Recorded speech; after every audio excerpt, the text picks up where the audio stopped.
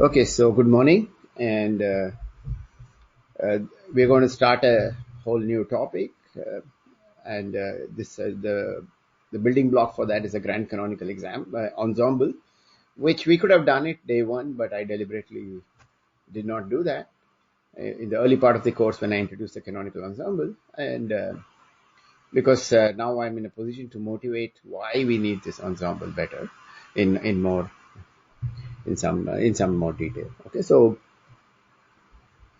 for instance, we considered situations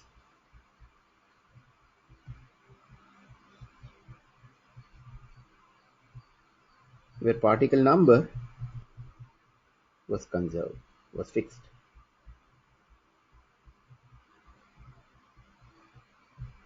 Okay, except for one situation, which was the last examples which I did of phonons, the number of phonons could fluctuate, and so we need to have an ensemble where we should allow the number of particles to fluctuate.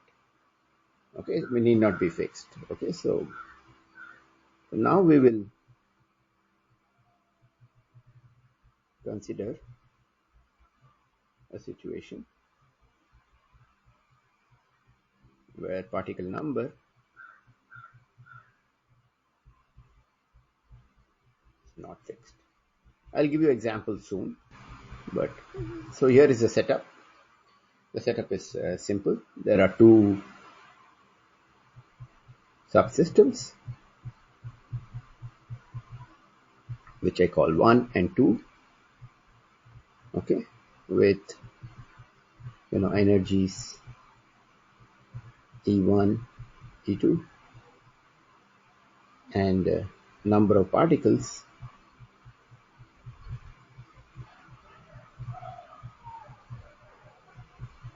Okay. For simplicity, I'll assume there's only one kind of particle, but I mean, it's very easy to extend it to just have to add an extra index to the number of particles of type 1, number of particles of type 2, put one more index. Okay, but I think that complication is not a okay. So, but so they are in okay systems subsystems 1 plus 2, 1 and 2 are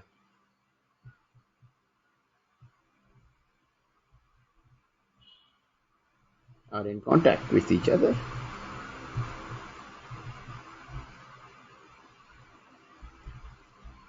and in thermal equilibrium.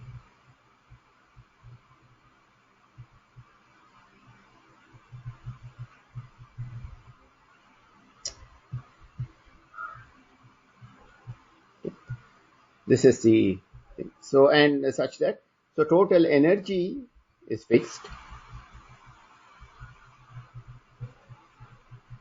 and total number is also fixed.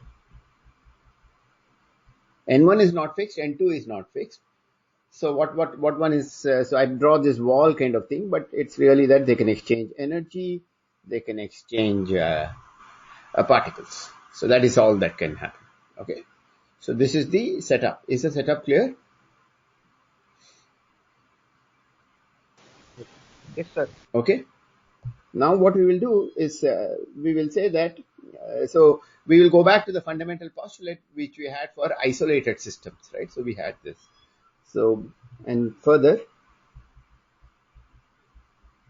the system 1 plus 2 is isolated.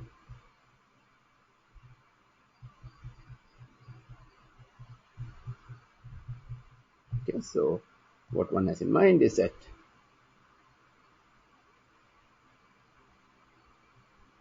this is isolated. Okay, so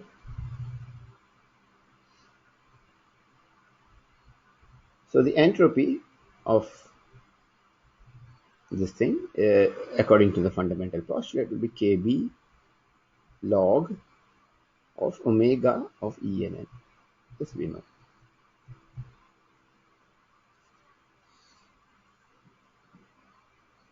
Okay, so the idea here is that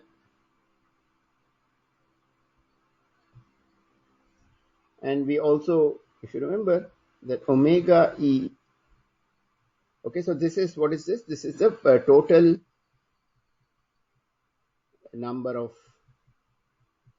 states with total with energy E and particle number n. So omega En can be written on terms of the same objects for 1 and 2.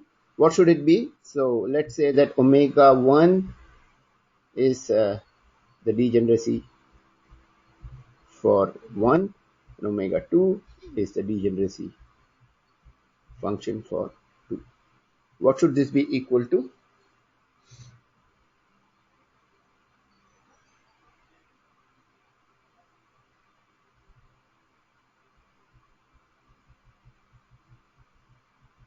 I'll keep writing and now you help me finish that. Sum over all partitions of energy and sum over all partitions of n times, what should we write here? Somebody?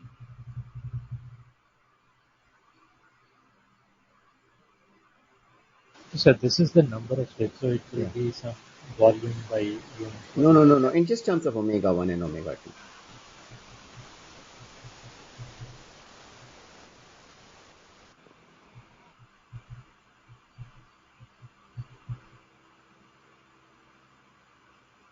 Right? Yes. They're just combinatorics, the number of configurations. So you just, this E, which is a total system, can be split into E1 plus E2 and numbers or this thing. And so all, and you sum over all possible such configurations.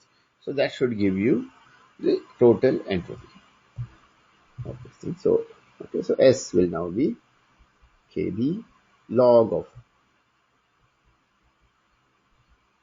this sum.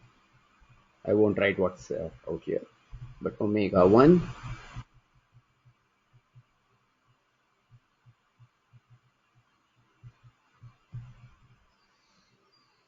okay. So,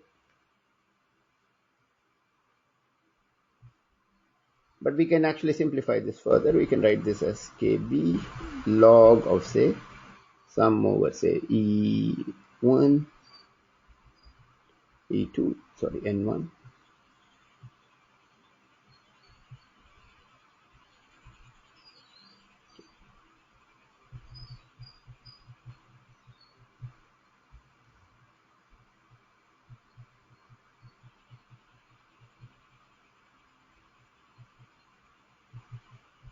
You agree with this? I've solved it. I put in the constraint. If I know that system 1 has N1 particles, system 2 has N minus N2 particles.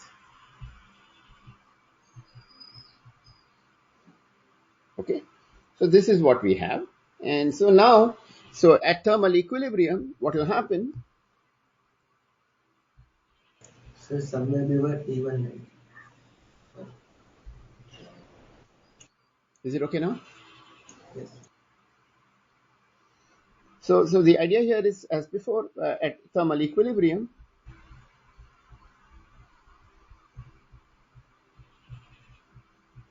okay, what will happen is that it is true that this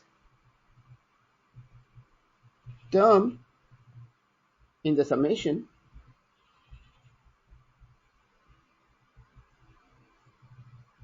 will be dominated, okay, by some values, some particular values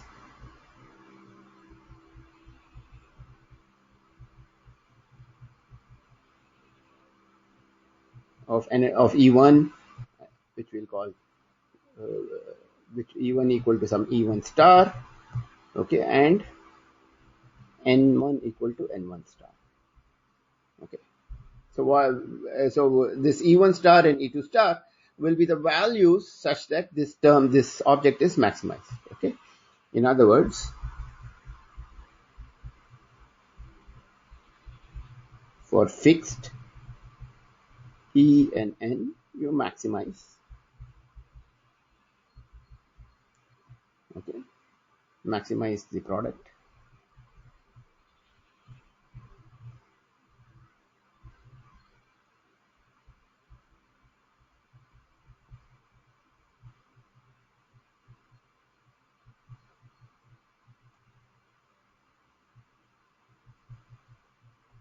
Okay, so this is some, let's just call this some function.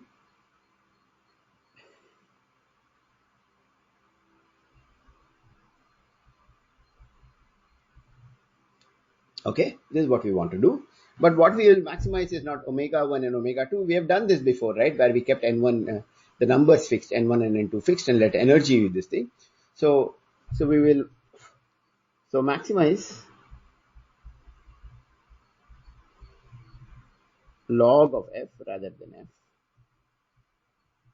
Not a big deal. If you maximize log f, you will get this thing. So then, so what is it we have to do?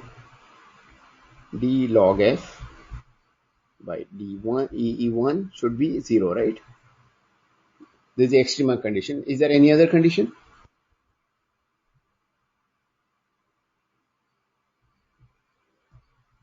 The function in two variables, so I have to extremize with respect to both variables, right? So for both first derivatives. Is this fine? Yes. Okay. Yes, sir. Okay. So if you just go ahead and so log of f is log omega 1 and log of omega 2. So we'll just get something whichever is, right? So the first one,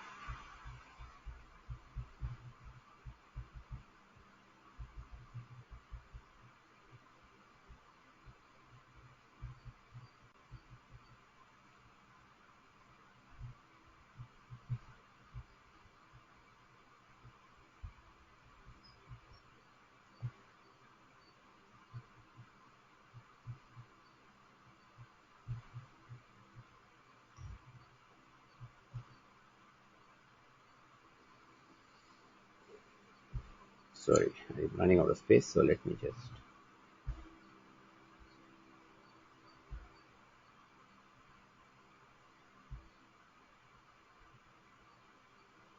I should get more proficient with respect to you.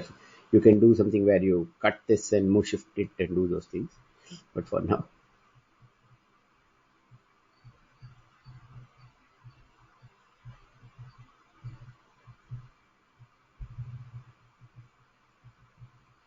okay. So as before, we will just recall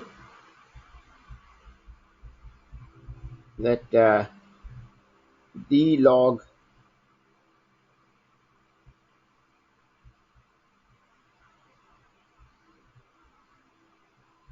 what was this quantity?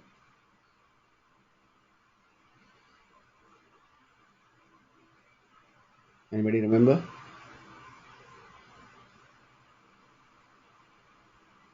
1 by kBt. Yeah. Is it plus 1 by kVt or minus? Okay. So this whole thing,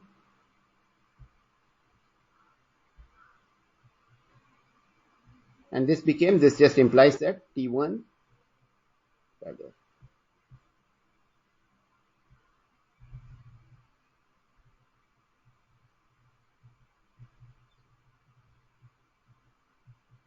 right? This is the equality of temperatures which follows from this first equation. Is this clear?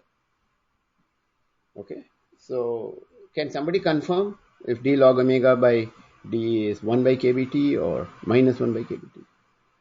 I think it's 1 by kBt. It doesn't matter. Okay. Okay. So this is what we get. But now we get a second condition, which is d log f.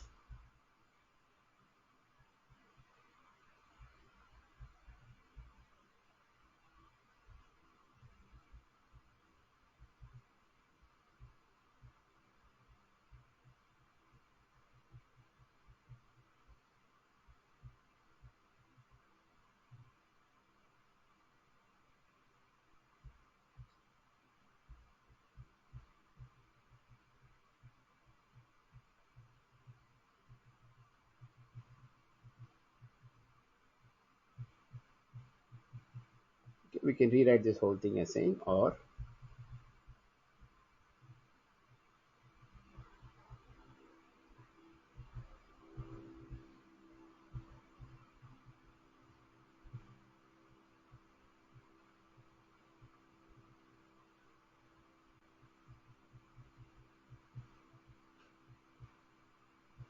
evaluated at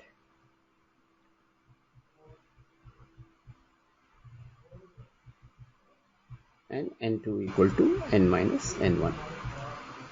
Okay, so this says that we should define, so define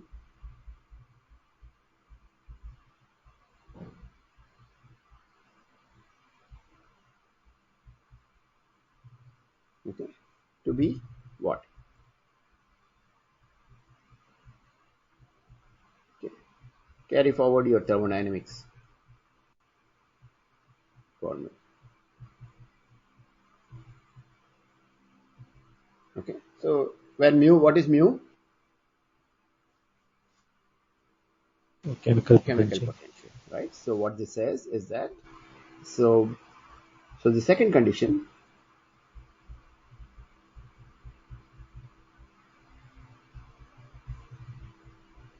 is nothing but mu1 by kb T1 equal to mu2 by kb T2.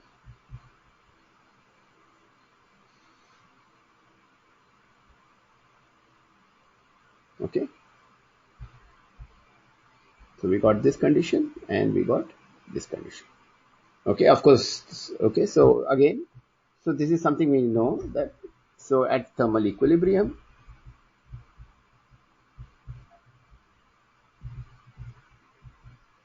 what can we say? Temperatures are the same.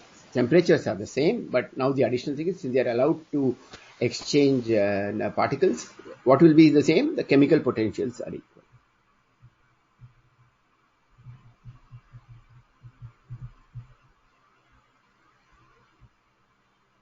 Okay, in addition to temperature, of course. So this is what we get. Okay, so this is the picture in this ensemble where we permit numbers to be exchanged. Okay, so far this was very, very general. Okay, so now what we will do is we will now create, now I will define the grand canonical ensemble now. Okay, so until this point, are you okay? So what we are saying is that, so really we have to extremize this, set these things equal, I mean, so what we are saying is that the entropy here is, will get the, even though there is a summation, the maximum contribution will occur from some values where the temperatures are equal and the this thing, the chemical potentials coming. Okay, so that's what we get. So now we are ready to define the grand canonical ensemble.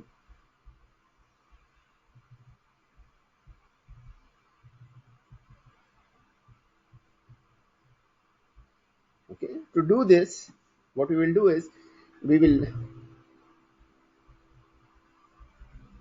treat subsystem 2, okay, as a large reservoir of what? Energy and particles.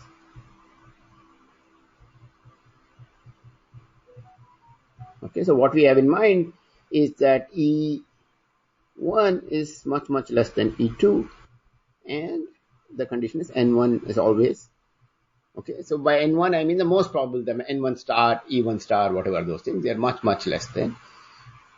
Is this okay? So,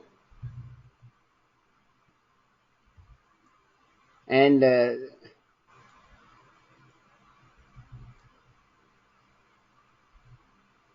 so then so at thermal equilibrium,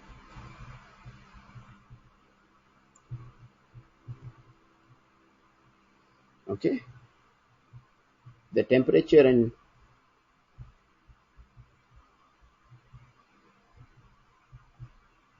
chemical potentials are determined in terms of those values as taken.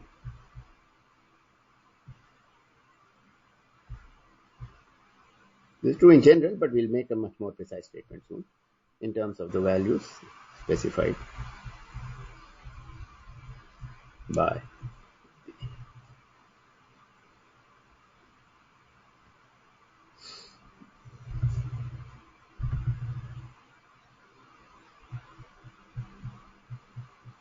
Okay, so what we will do is we'll call, so we'll just say that, so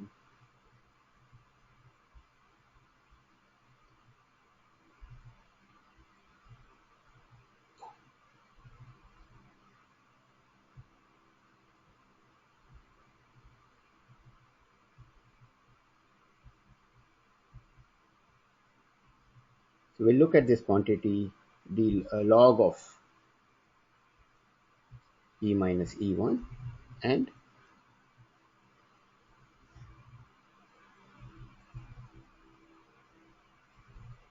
okay, and we can expand this, right? We can expand this by a Taylor series. Okay, so this will be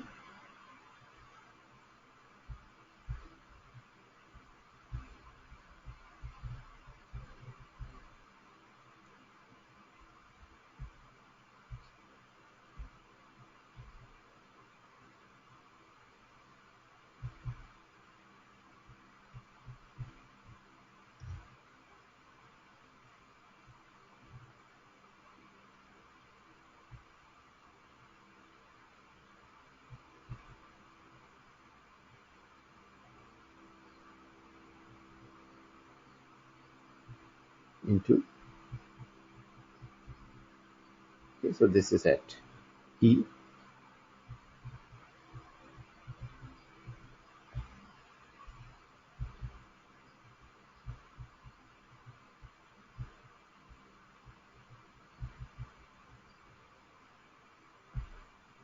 just doing first order Taylor series.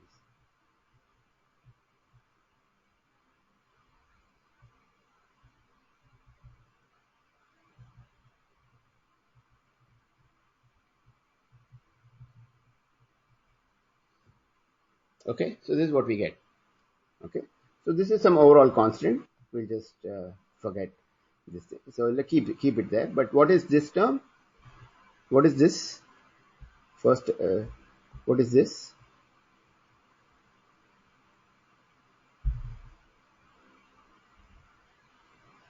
What is this quantity?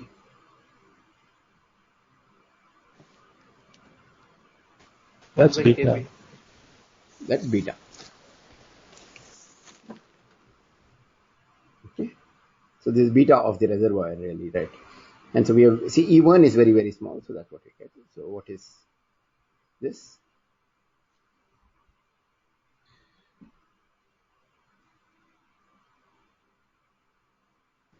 mu2 by kbt2. Yeah, but mu2 is mu of the thing, right? They're in thermal equilibrium, so it is just beta mu.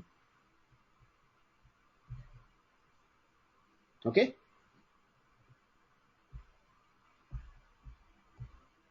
So what we get is log of omega 2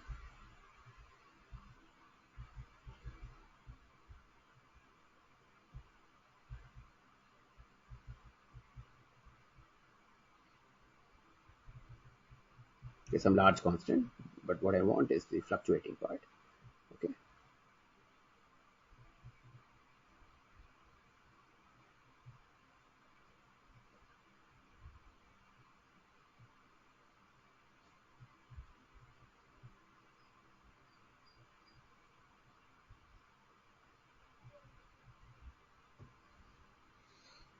Okay, is this fine?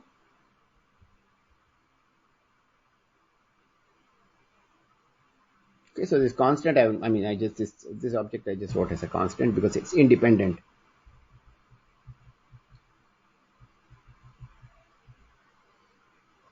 Is this fine? So now we can see that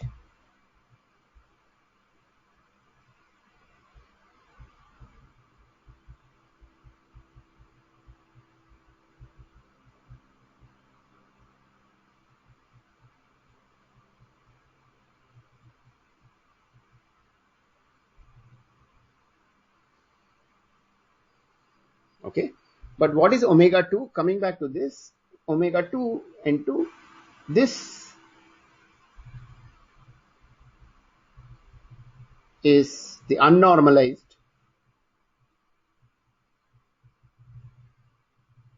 probability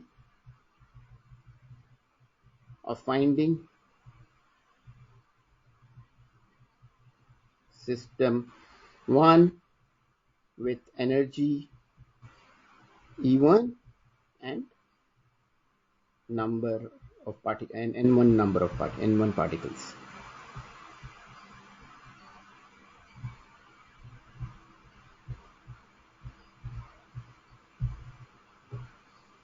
Okay, so what is it we are saying?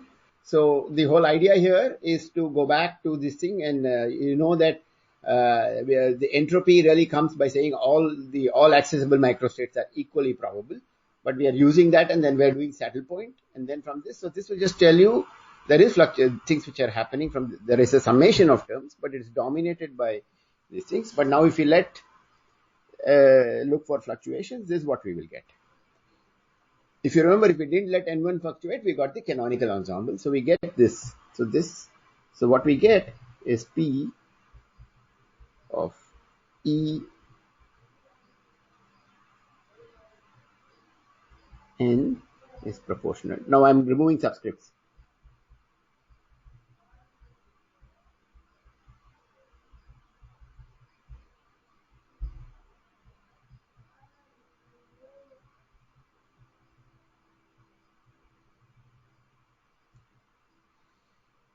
Okay.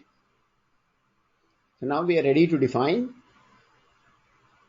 analog. So how do you get the normalization?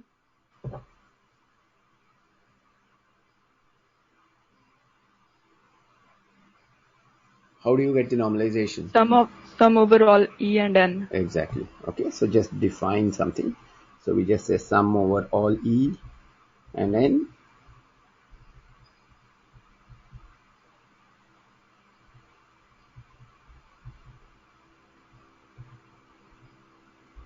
Okay. So what is the symbol I should use for this?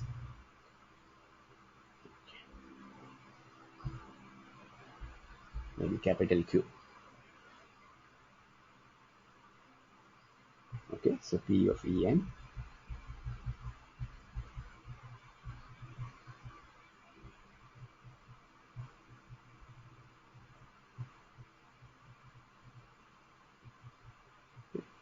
So there is some conventions. So people define Z to be e power minus beta mu.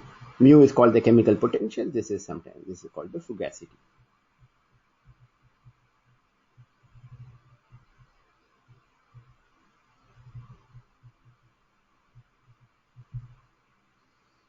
Okay, is this fine? What I've done is nothing deep. It's just repeat of what we had done long ago. So now we can just go ahead and define phi, which is a grand potential,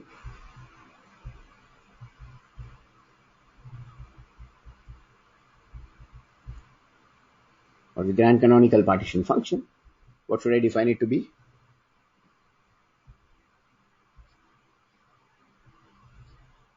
And what is it a function of? First, it's a function of temperature. Q. It's a function of mu. It's also a function of volume if it's a gas. So minus kBT log of.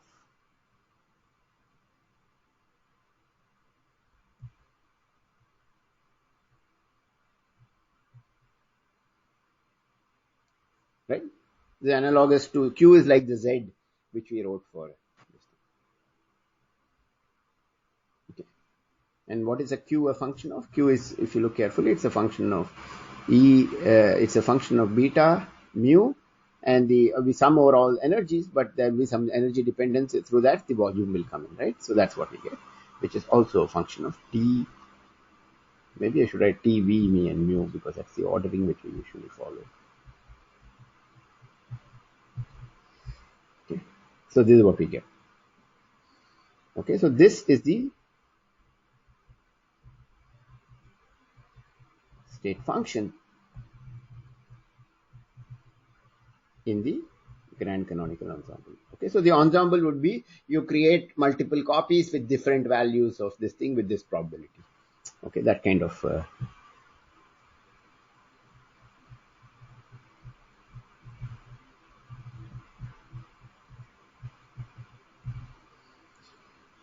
okay, so this is what we get, and the state variables are, what are the state variables?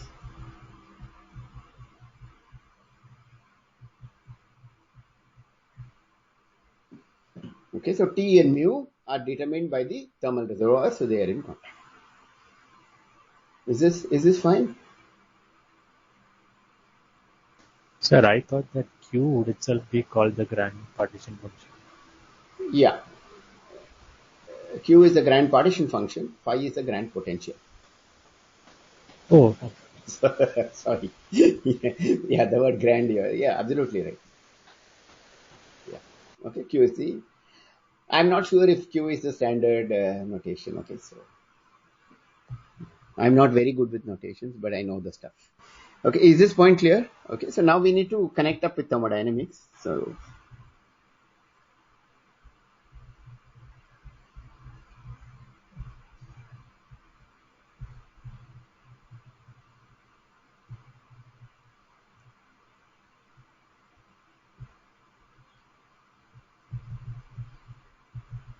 okay.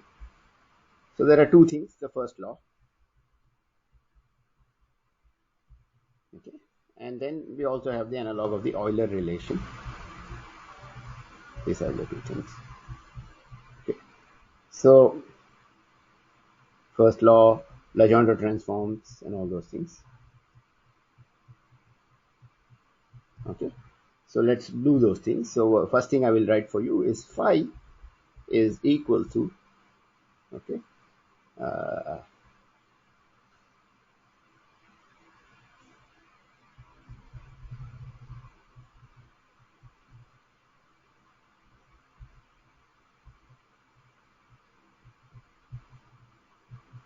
okay, so this is the Legendre transform. Okay, so this is, it's okay,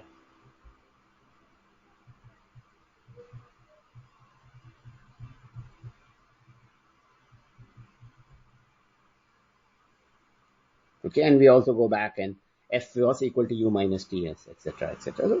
So this is what we get, and we can actually check that d phi will be minus s dt plus p dv, is it? I don't know this sign, minus mu t.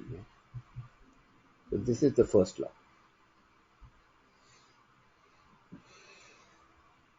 Okay, this kind of goes with the claim that the state variables are v, t, v, and m. So that's what you get, right? dt, dt. Okay, so consistent.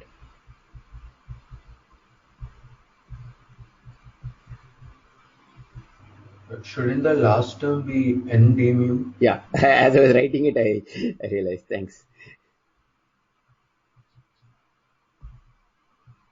Thank you. My brain works faster than I can write. That's the problem. Okay, I'm thinking of something further. Okay, yeah. Okay, so this is what we get, and but the Euler relation is interesting.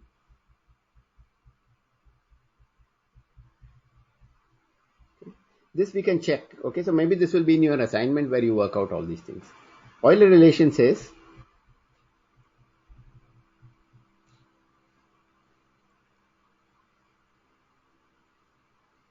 okay, so now we can go back to our definition, which is quite interesting. It says that so, but what is phi? It's minus kbt log q.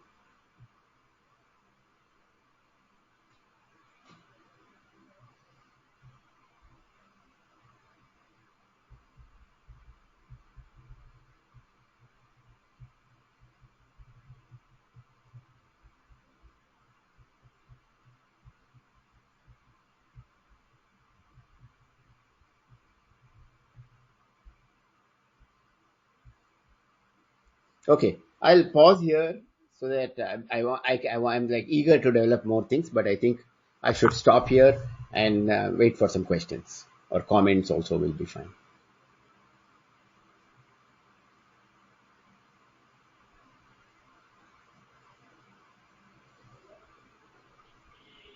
Sir, Yeah. how the ground potential is minus PV? So that's the Euler relation. So you go back to the thermodynamics lecture which we did, right? So what we use the extensivity properties, right? Okay. So we combined extensivity with the first law, and that should give you this. So we actually so F equal to U minus Ts also can be proved that way. Oh, okay, sir. Okay. So yeah, it's just extensivity plus the first law. That's the only condition. Okay. So see, first law will tell you what does it say. It says d log d phi. So for first law says that d phi by dv is p. Okay. So what it says is now v d phi by dv is pv. Okay.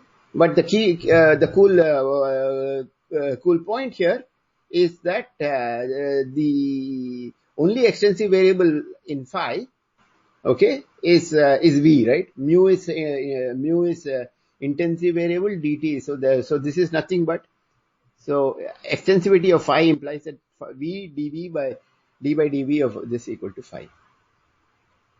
Some sign error somewhere.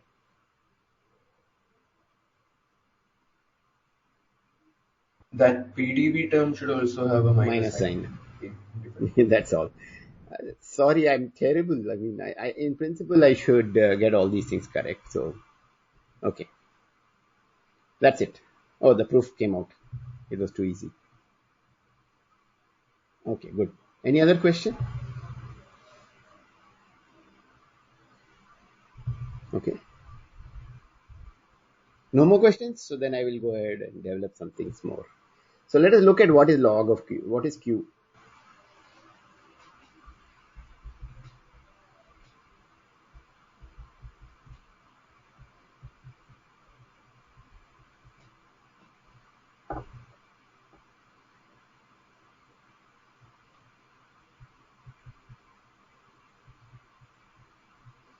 Okay, but we can do this summation in a slightly different way, which is I think I'm being cavalier, but it's okay. Done. Let it be. Okay.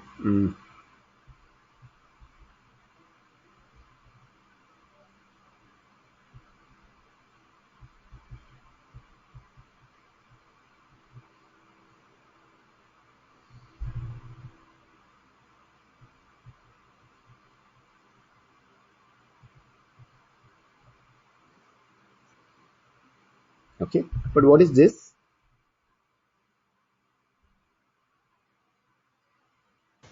So that was Z. Right? Yeah, Z. We'll put a subscript to it for with n particles. Okay.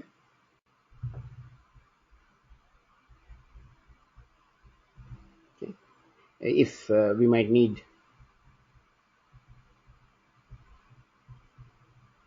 a factor of n factorial, right? We might need. I don't know, or it might. No, we might not need. Okay. Actually, we don't need. I'm just being over clever. Okay, so this just says that Q equal to sum over n Zn times E.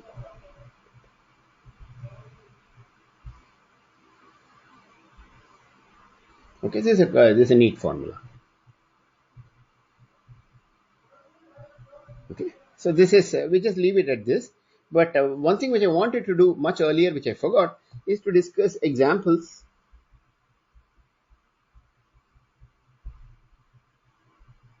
where the grand canonical or the chemical potential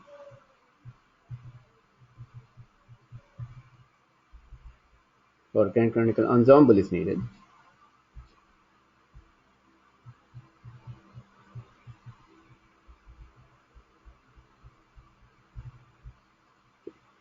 the first example is from chemistry when you have chemical reactions.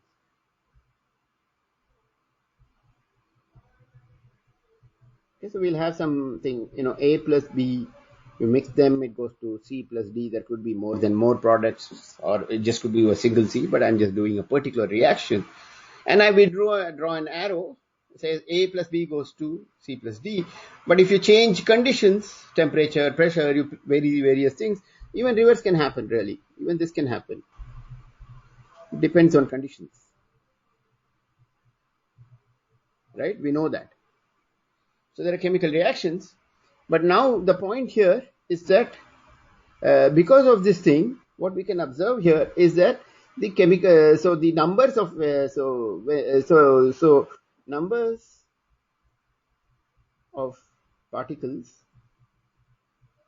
of type A, B, C, D are not conserved, right? Because we can have A plus B going to C plus D or C plus D going to A plus B, so the numbers can fluctuate. So this is an example where, of course, you'll have to introduce one chemical potential for A, second chemical potential for B, so on and so forth. But this is not just a feature of chemistry, even if you go to fundamental particles. Okay, so we'll have a free neutron decays, roughly lifetime of around 15 minutes, just under 15 minutes. It decays through a weak, it's called a weak decay, proton plus an electron. In terms of charge conservation, that looks enough, that's okay. But it turns out there's a famous prediction that there is a particle, I guess this is Pauli's prediction, which is called the anti-electron neutrino. Okay, so this is needed. And so here's an example where particle number of neutrons will not be conserved. It can go on to protons plus electrons plus antineutrinos. So again, we will need this thing. The third example is we saw phonons. Okay, so phonon number can fluctuate. Okay, so what happens? So we saw that if you supply some energy and it goes into the vibration and energy of the material, of the solid, that energy in the quantum system will show up as the energy of the phonons. So there are many ways that can happen. I can create one, if I supply some quantum of energy, it could create one phonon with some omega. But it could also create 3 phonons with 1/3 of that omega. All that is allowed. Okay, so there is no conserved quantity which is messed up. So phonon numbers can fluctuate. Okay, so but if you ask, I did not compute. There was no chemical potential in the story. We will later argue in a more fancy manner that the chemical potential for particles like phonons and photons will be 0. Okay, so these are all situations where you really cannot control. Okay, so the point is, suppose you consider a gas of and one more thing is the phonons. There are soft phonons. So if you remember the dispersion relation, what was it? Omega equal to K, right? Cs times K. Cs is some speed of sound. But the point is that K can be pretty small, so omega can also go down small. Okay, so very low values of omega can occur. Okay, so it doesn't cost. You can create many so-called soft phonons or soft photons. So numbers, you will not. The numbers won't be total number won't be something which is fixed. But of course, you can talk about average numbers, and that's what one will do. So it's better to work in the grand canonical ensemble. This is the kind of setups which one has. Okay, where you permit this thing. The last is more general. Phonons is an example. Is in quantum field theory. Okay, phonons also fit that. Okay, particles can be created and annihilated.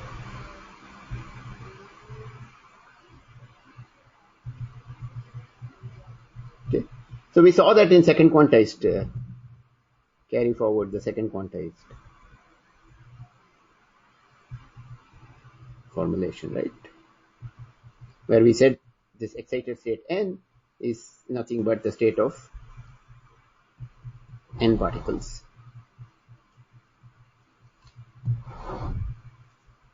Okay, it's not okay. So this is the crux thing. So we can always so there can be some process which will like take this and it will be proportional to n minus 1, and there can be another process,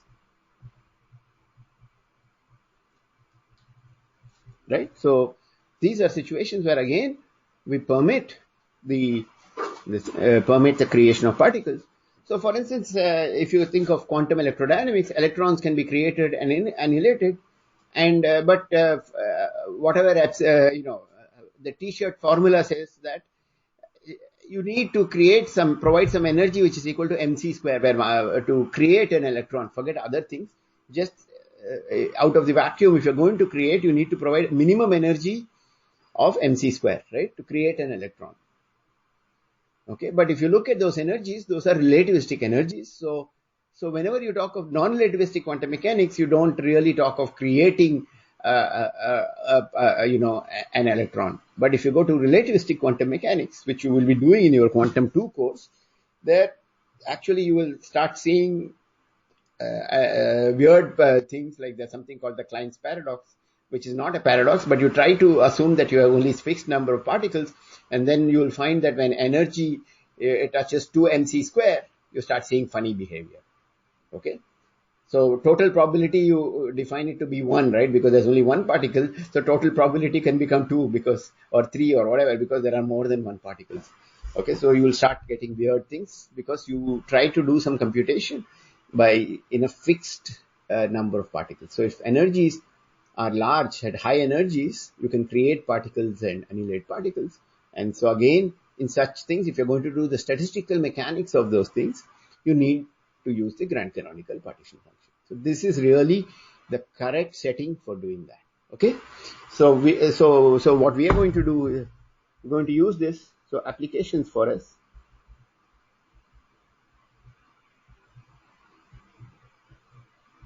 will be quantum gases.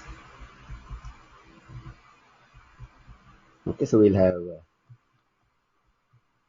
bosons, Bose gases, fermionic gases, and there is some interesting thing which happens. Okay, and then for massless bosons, okay, example is photons. So we'll get what is called black body radiation.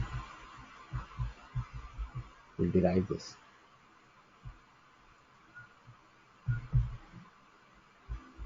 Massive bosons, okay, they will there is a beautiful property called Bose-Einstein condensation. So we'll do all these things, and there might be a few more examples, but these are all I plan to do. Okay, so what we will find is that so even quantum gases, it's very interesting that we need to certainly I'm talking about bosons and fermions, and question is why is it we have to do that? So that's what we will start doing next lecture, and after which we'll smoothly go into these computations. And what we will find is that it's very natural and easy to do these computations in the what do you call grand canonical ensemble. And in particular, if you remember, we got for a ideal gas was 1, and we saw plus corrections. Okay, so in this case, this should be equal to what? Log Q, was it?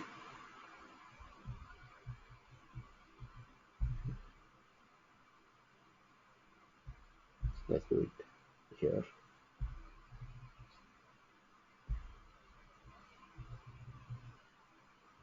Okay, so it will come down to doing this computation, and there are clever ways to organized to do this computation. Okay, so we'll be somewhat clever and we will do these examples. But today is just the formulational thing. And if you have some questions which you're unable to answer, which I did here because I've already discussed it earlier, you can go back and look at the earlier lectures where I went from where we discussed the canonical example. It's probably the first 2-3 lectures. I don't remember when. Just look at the lecture again. Okay. So that's all for today.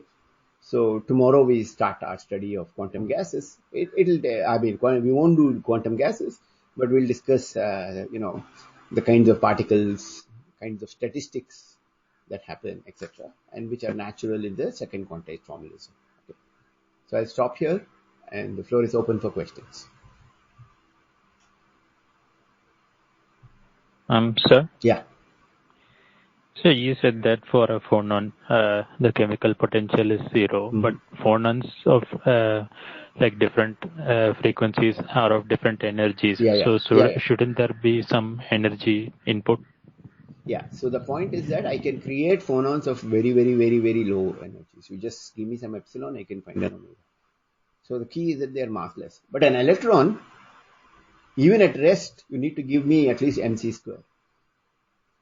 But charge conservation will say that you can't create electron alone. You have to create its antiparticle, which is positron. So you will require to at least minimum energy which I require should be 2mc square. But for massless particles, m is 0. So there is no barrier to creating soft particles, which are low frequency particles. That's the point. Okay.